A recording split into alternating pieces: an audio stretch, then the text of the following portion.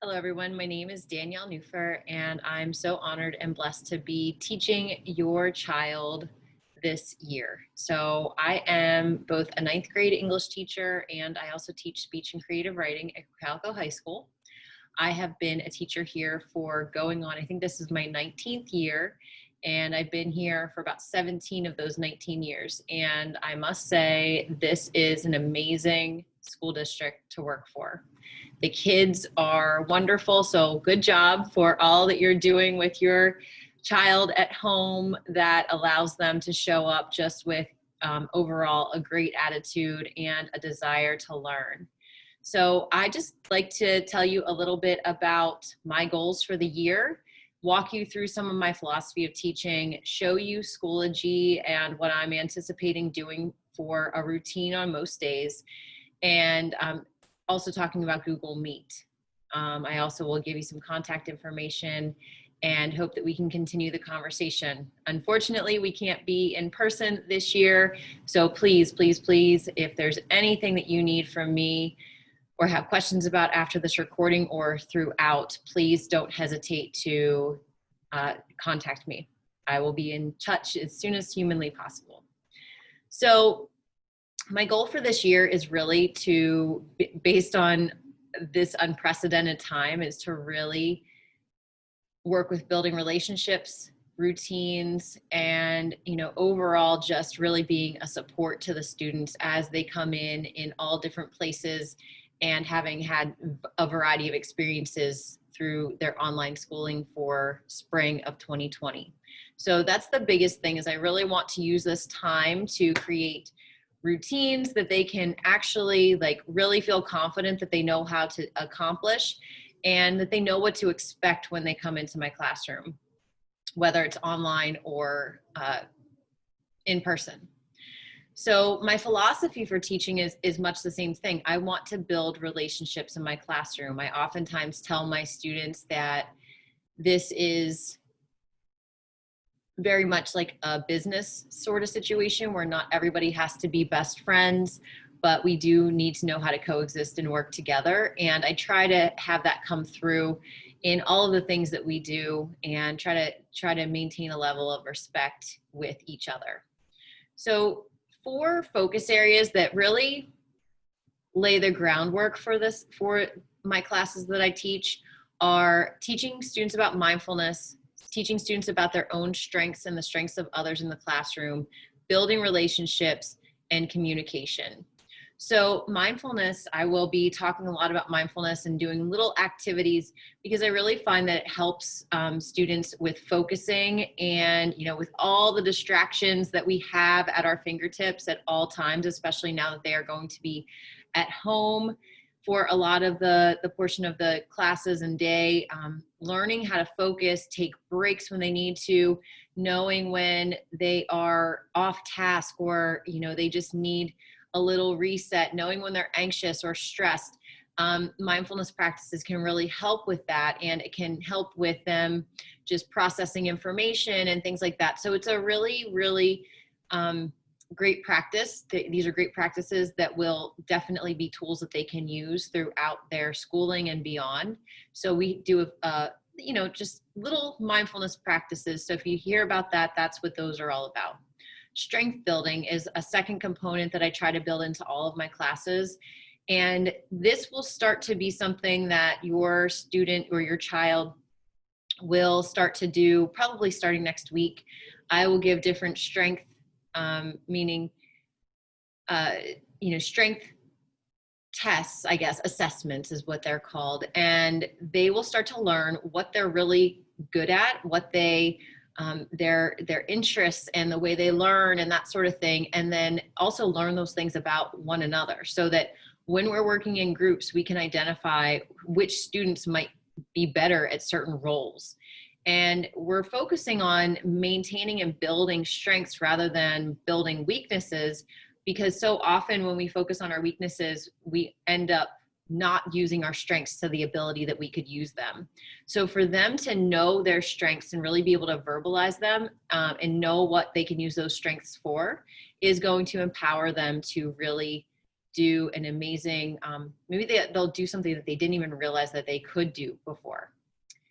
Another is building relationships, which I talked about before, and creating that community in my classroom and virtually that is, conducive to learning, because when we are building relationships with one another, we are definitely able to learn better. It feels like a safer space. It feels less stressful, and kids are more free to ask questions and more readily able to do that when they feel like they are in a place that they have built a relationship around. The fourth place that is laying the foundation for my classes is communication. So, with all of these things that we've learned about focus and about strengths and about building relationships, then we can really start to communicate with one another, communicate to me, and also be communicators of the English language, both online, if they were posting a blog or a podcast. We will start to be authentic communicators with the coursework that we go through. So those four pillars really set the foundation for the practices that we do in here. And then the content is what each course individually we move through and keep these four pillars in mind. So I'd like to show you my screen. I want to just show you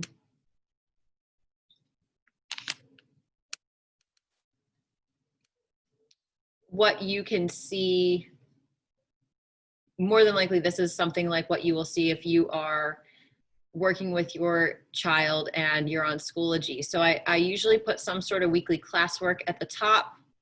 So that's kind of like their ongoing project. So it might say weekly classwork, it might say writing, it might say speech. Those things will appear at the top. And then the current week's days, so this week we only have Monday, Tuesday, and Thursday as school days. They will be able to go right in, do a check-in. I usually have some sort of reminder and then an exit slip. They will do that for each day of the week. So you can see that's right there.